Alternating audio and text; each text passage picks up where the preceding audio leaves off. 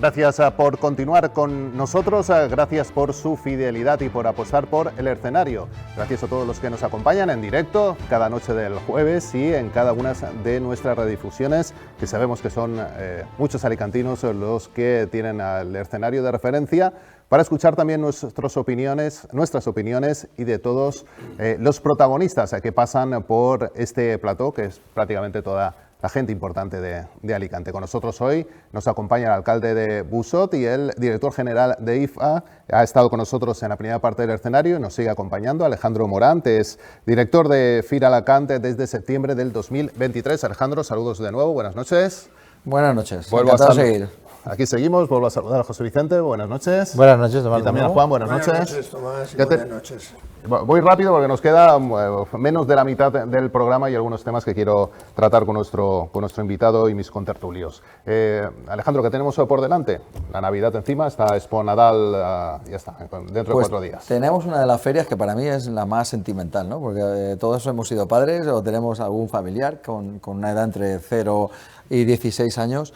Y Expo Nadal es una referencia que además lo que te garantiza, sabéis que tenemos más de 25.000 metros cuadrados con más de 35 actividades, con más de 25 atracciones y bueno, pues yo creo que es un lugar ideal para durante los días de fiesta en los que los niños están ociosos, pues llevárnoslos allí, entretenerlos, soltarlos por la mañana, tú estar dedicándote a otras cosas y bueno, pues aprovechar también las zonas gastronómicas que tenemos, las zonas de ocio, las muchas actividades, tenemos más de 60 actividades en las que los niños pueden pintarse, pueden bailar, pues hay un circuito de tráfico y sobre todo, bueno, pues por un precio razonable pueden subir infinidad de veces a todas las atracciones que allí ponemos y por tanto, bueno, pues una de las ferias que mayores éxito tiene, la que más afluencia casi nos trae, estamos hablando de casi 40.000 personas que pasan en 6 días por nuestras instalaciones y bueno, pues creo que es una feria que los padres estamos deseando que llegue porque son muchos días para convivir con tus hijos y, sabes, los niños actualmente están muy ociosos y bueno, pues creo que es un lugar para que pasen unos días fabulosos. Y como hemos comentado en la portada del programa, a partir de mañana, Firauto también. Creo que hay mucha compra de coche usado, realmente, pues ahora mismo con los españoles y vamos, estoy convencido que va a ser un éxito. Pues mira, uno de los fines que tiene la institución ferial, como decía Juan, no solamente ser rentable, sino es ser útil, ¿no? Y lo que pretendemos en esta feria, por ejemplo, en Firauto, es ser útiles a una actividad que es la automoción, que pues hacen un gran negocio. El año pasado hicimos un estudio en esta feria precisamente en el noviembre del 2024 y en 2 días se cerraron 1.400 operaciones. Estamos hablando de más de 35 millones de euros en un fin de semana, ¿eh? Por tanto, bueno, las expectativas, estuvimos con el comité organizador esta semana y pues hay muy buenas expectativas. El año pasado hubo una situación extraordinaria que os comento porque me resultó y os va a resultar muy graciosa a la vez que, bueno, pues fue una anécdota. Acababa de ser la Dana, 20 días apenas, nosotros celebramos a final de noviembre, la Dana había sido a final de octubre, y nos vinieron casi 4.000 personas de la zona de Valencia, incluso autobuses de municipios para comprar coches, con la casuística de que había gente que vino con el cash, en dinero, con toda la vida, para comprar vehículos y por la ley de blanqueo de capitales no se lo pudieron llevar. Pero bueno, fuimos útiles para mucha gente que en aquella época pues necesitaba un medio de atracción y si no se lo llevó ese día, a los pocos días lo pudo conseguir. Y bueno, pues la verdad que esta edición, según el comité organizador, hay muy buenas expectativas. A partir de mañana en IFA, ¿algo más que añadir de IFA, Alejandro? Nada, yo pues agradecer, ¿no?, el apoyo institucional, el apoyo sobre todo del sector empresarial, porque estamos abriendo nuevas vías y nuevas ferias. Y, por ejemplo, Expo Ants and Trucks es una feria que pusimos en marcha hace 2 años. El año pasado se consolidó, se convirtió en la primera feria nacional de vehículo industrial y comercial, pues no existía ninguno, había un vacío y gracias a la Cámara de Comercio y, bueno, y al sector, sobre todo automovilístico, con los que estuvimos hablando y a los concesionarios, pues lo pusimos en marcha y, bueno, pues gracias al apoyo, ¿no?, y a la confianza que están teniendo y esta paciencia de estos años que estamos reinvirtiendo y garantizando un futuro mejor para IFA. Uno de los nombres del momento, aprovechamos que está Alejandro con nosotros y lo metemos también en la tertulia, que es un buen opinador y le podemos seguir también en redes sociales, ¿eh? Yo le sigo en redes sociales y bueno, sé también de sus opiniones, aprovecho que le tengo para hablar de algunas cosas bastante importantes. Una de ellas, finalmente ya se ha sabido a lo largo del día de hoy que el pleno de investidura de Juan Fran Pérez de Llorca será el día 27 de este mismo mes, es decir, en este escenario 7 días por delante. Por tanto, un alicantino de Finestrat sustituirá a otro alicantino como ha sido el presidente Carlos Mazón. Si no hay sorpresa, que parece que no la va a haber, aunque vamos al pleno de investidura sin que haya un acuerdo realmente público entre Vox y el Partido Popular, pero no esperamos, José Vicente, sorpresas. Un acuerdo que todavía no se ha cerrado, pero que tenía que presentar la candidatura porque el plazo terminaba este 19 de noviembre.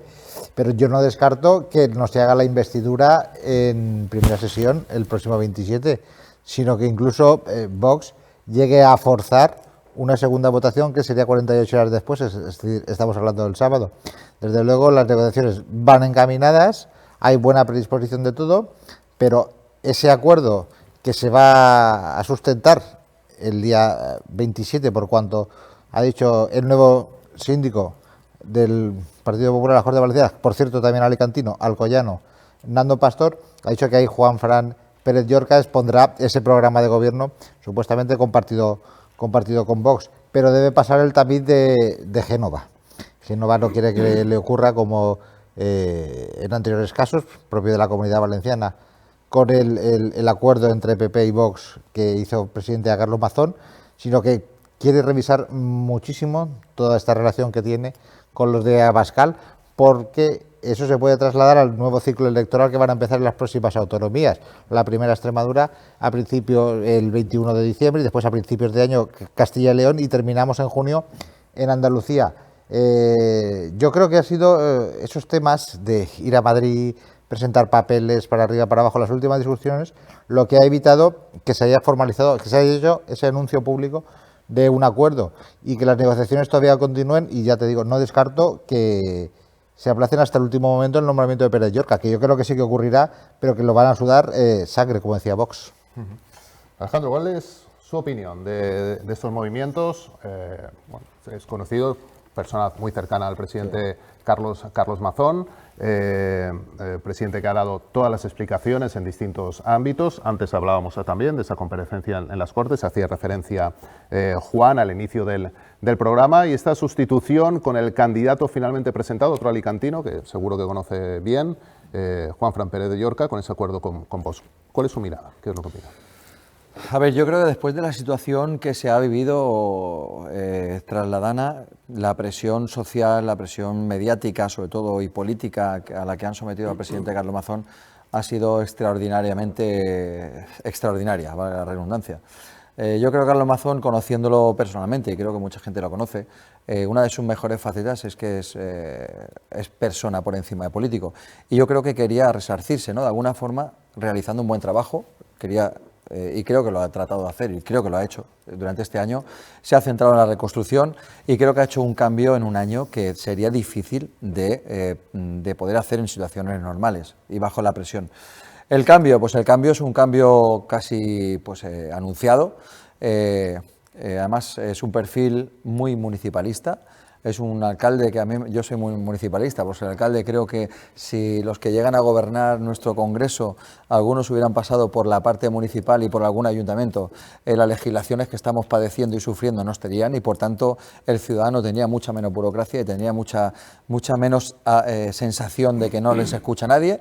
Y yo, si algún día pudiera reivindicar algo, pediría que dentro de ese currículum extenso que puedes tener por titulaciones y formación académica, también se tuviera algo de experiencia, ¿no? No solamente laboral, que algunos llegan de la universidad sin haber trabajado en su vida a estos puestos de responsabilidad, sino que tuvieran alguna experiencia. Habértelo currado en tu pueblo. Habértelo currado, y yo creo que por la calle del pueblo y te digan, eso alcalde, es. que me hace falta esto y tal, igual, y te señales. No, parecerá que lo digo porque soy alcalde, ¿no? Pero sí, soy ciudadano y como ciudadano echo de menos que los de arriba pues legislen sin pensar en el de abajo, ¿no? Hay mucha legislación que bueno, pues la padeces y la sufres, pero que al final lo que genera mucha más burocracia, costes económicos y tardamos mucho en resolver los problemas de los ciudadanos. Por lo tanto, bueno, pues eso es una serie de mis reivindicaciones. Hablando de Juan Fran Pérez Llorca, pues Juan Fran es una excelente persona, ha sido diputado provincial conmigo, es un excelente gestor y creo su faceta personal es una excelente persona, muy cercana, es muy dialogante. El acuerdo Vox-PP lo cerró él previo a la firma definitiva antes de la investidura de Carlos Mazón. y por eso me consta que él tiene una muy buena relación con Vox, porque se ha tenido que sudar la camiseta, ¿no?, para llegar a acuerdos, y estoy convencido que estará muy avanzado, pero sí que es cierto que la situación ha cambiado. En aquella época Vox no tenía unas expectativas electorales como tienen ahora, le dan una mejoría y un crecimiento que creo que les va a subir un poco el ego y le va a exigir mucho más, ¿no?, para llegar a un acuerdo, pero bueno, yo creo que por sentido común, y es uno de los sentidos que sería más aplicable en todos los aspectos, si queremos mantener la dinámica de crecimiento y recuperación de la Generalitat Valenciana y de la Comunidad Valenciana, hay que darle la confianza a Juanfran porque está muy capacitado y estoy convencido de que hará un buen trabajo.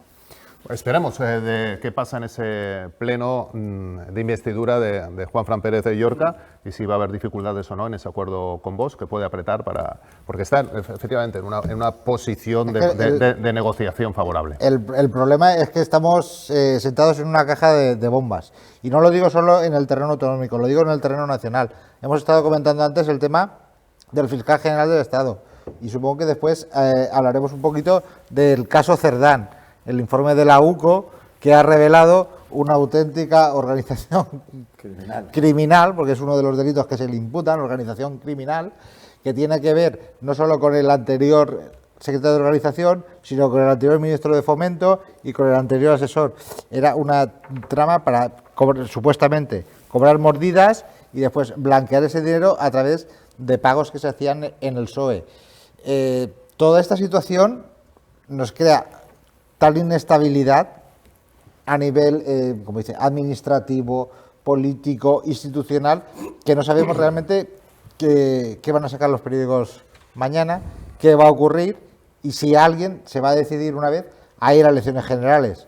Todas las direcciones de los partidos políticos están con las uñas prietas por si Pedro Sánchez se decide alguna vez a apretar ese botón nuclear, con lo cual miden muchísimo los tiempos. Lo que debería ser un acuerdo rápido y fácil entre PP y Vox, porque no es más que la continuidad de las políticas que se han hecho con Carlos Mazón, pues se retrasa precisamente por la situación, impregnadas por la situación nacional y electoral que hay.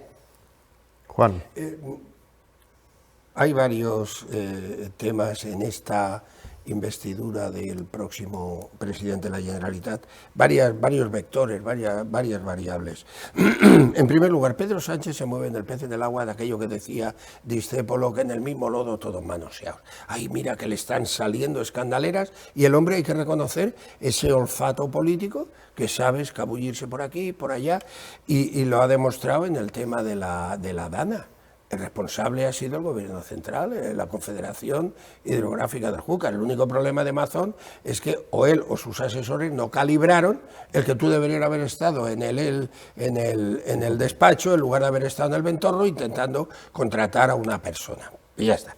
En segundo lugar, si analizamos que Vox se oponga a la investidura y dinamite la investidura y diga, todo a hacer puñetas, ahí va a conseguir que Pedro Sánchez, en ese lodo de todos manoseados, allá en el horno se va a encontrar y tal, que decía Discépolo, esté encantado de la vida. Pero ojo, es que Vox debe mirar a la historia en el tema de Ciudadanos. Vox ahora mismo yo creo que le está pasando a Abascal lo que le pasó a Albert Rivera, y además lo está haciendo, Vox explota y Ciudadanos implotó. Es decir, Rivera le dijo a Arrimadas, vente para acá, y abandonó lo que se llama el Stalingrado y dejó allí a las fuerzas, que sea lo que Dios quiera, y ahora Vox está haciendo al contrario, se está rearmando en el núcleo, no duro, sino en estos que han venido a decirle a Abascal, no te preocupes, pero ojo, si Vox dinamita esa investidura, vamos a ver lo que va a pasar. Pero no es definitiva. ¿El qué? La investidura, es decir, no, aunque se falle en esta primera investidura, bueno, sí, habrá hay otra. un plazo de 2 meses hasta que se convoquen elecciones, pero en ese plazo de 2 meses, que ya nos pondríamos finales de enero, principios de febrero, todavía puede haber una nueva sesión de investidura. Y esto va a depender de lo que... Mire lo que le voy a decir, don José Vicente. Va a depender Vicente, de lo que saque con lo que yo los le quiero, periódicos mañana. Con lo que yo le quiero. Y el problema es que no se decide ni en Alicante ni en Valencia, se decide en Madrid. Si hay una segunda investidura, aquello puede ser, vamos, la izquierda radical, la izquierda, los Baldovir y toda esa gente y todos esos que lo único que quieren es venga, cuanto peor mejor, se van a enfrentar concretamente a que ni siquiera Juanfran Pérez Llorca pueda sacar por una mayoría minoritaria. Sí. Alejandro. Sí, yo opino que hay un caldo de cultivo bastante complejo. La situación que se ha creado con esta época transicional en la Comunidad Valenciana tiene muchos factores externos, como decías, las elecciones en Castilla-La Mancha, las elecciones en Extremadura, y yo creo que Feijóo y el aparato de Génova pues tiene miedo, ¿no?, a que llegue un pacto Vox con el PP aquí en la Comunidad Valenciana y eso sirva de ariete, de punta de lanza para amenazar, ¿no?, y alentar a la izquierda en Extremadura, por ejemplo, ¿no?, para decir, ya está la ultraderecha pactando con... Entonces, no sé cómo van a contextualizar estas cosas, pero yo creo que Madrid debería dejarse de intentar arreglarlo todo y dejar que cada comunidad se arregle sus propios problemas. Creo que tenemos un problema de descentralización, y yo creo que nos ocurriría en cualquier sitio, ¿no? No puedes controlarlo todo. Yo creo que el que conoce el territorio, el que conoce la situación y el que conoce en este caso la Comunidad Valenciana es el Partido Popular de la Comunidad Valenciana, es Vox Comunidad Valenciana y en este caso es Juanfran Pérez Llorca. Por tanto, yo creo que Génova debería dar libertad absoluta a Juanfran para saber a qué acuerdos tiene que llegar, porque los acuerdos a los que se lleguen serán buenos para la Comunidad Valenciana y, por supuesto, para el Partido Popular. Pero no podemos condicionar a que la Comunidad Valenciana estemos pendientes de Extremadura o Castilla-La Mancha. Por tanto, mientras eso no lo tengamos claro en el Partido Popular, se van a generar muchos problemas, muchas tensiones, incluso internas, y por tanto, yo mi mensaje sería, déjenos trabajar en la Comunidad Valenciana, que hemos demostrado que podemos llegar a acuerdos, que hemos demostrado que sabemos gobernar y gestionar, y por tanto, respetaremos todo lo que nos diga Génova, pero somos autosuficientes y Génova y el PP ha llegado muchas veces al gobierno nacional y central gracias a la Comunidad Valenciana. Por tanto, creo que elecciones no nos tiene que dar nadie.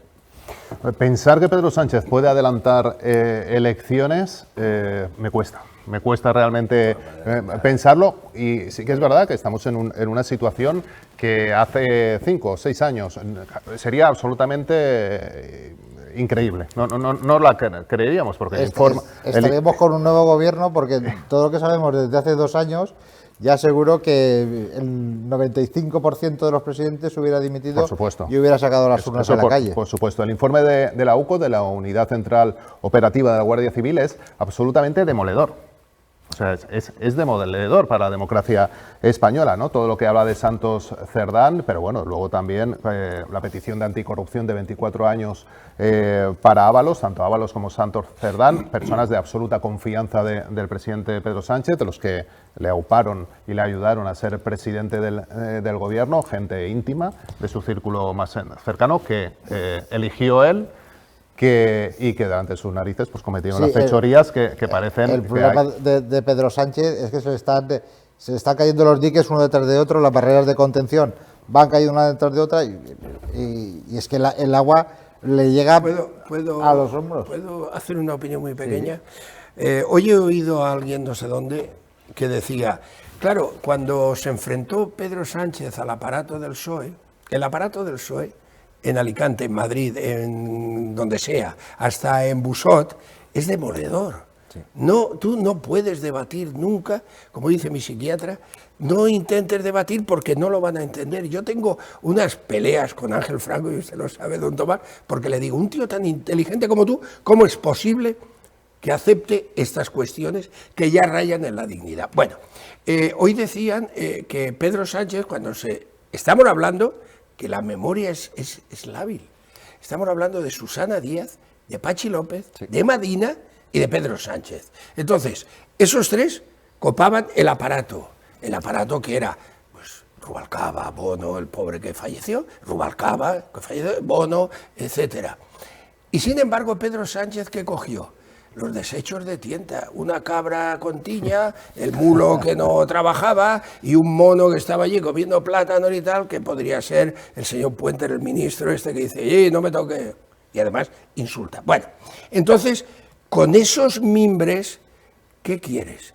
Pero claro, había alguien que soltaba la pasta, que era el suegro, la pasta de la prostitución, de los proxenetas, y ojo, alguno que se sienta en alguna silla importante debe estar en esas grabaciones, por eso se calla y aguanta.